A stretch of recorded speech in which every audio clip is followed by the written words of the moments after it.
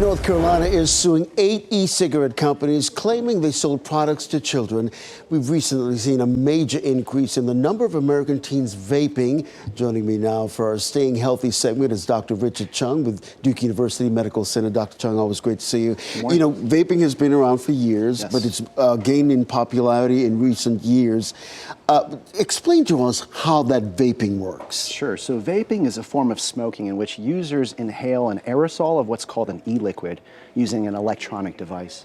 Now, the e-liquids are what are in these kind of pods or cartridges, and they typically contain 3 main things. Number 1 is nicotine.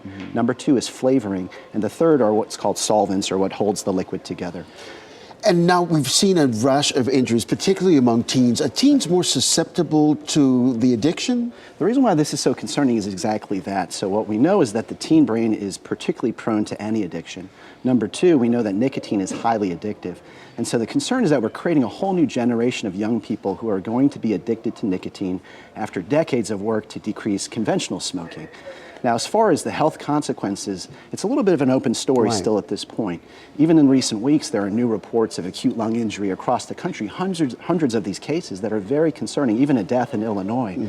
But the other part of the story is really long-term consequences, right? If a young person starts at age 16 vaping in this way and continues for years and years, what are the consequences of warming and inhaling these flavors and chemicals, and not to mention the nicotine, over and over again for years? Because it's so much that we don't know when it comes to the science and the health impact on our teens, yes? That's right. So there's enough to be very concerned, and I think there is early research to show that this affects the lung, it affects the brain, and there are logical linkages to things potentially like cancer and those sorts of things. Now, the studies haven't been done to prove that point, but we don't need to wait for those studies to be done to know that teens should not be vaping. What should parents be telling their children? This comes up often in clinic, and so there are 3 main things we typically say. Number 1, talk to your teenager about this. Don't sort of step out of this conversation. It's a daunting topic because it's complicated, but the reality is your teen is hearing from friends, they're hearing from media, and so if you don't say anything, you're essentially turning up the volume on those other voices. And so learn a little bit about it. You don't need to be a world's expert to tell your teen what you think.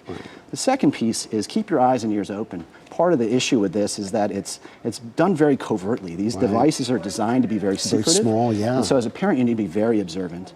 And the third piece is this, you know, if it does become an issue in your household and it's known to be a problem, stand your ground as a parent. You know, I see many parents and teenagers in clinic, and the conversation evolves and they start to negotiate around this, and a parent's like, hey, you know what, maybe it's not as bad as a regular cigarette. Maybe it's not as bad as weed or cannabis.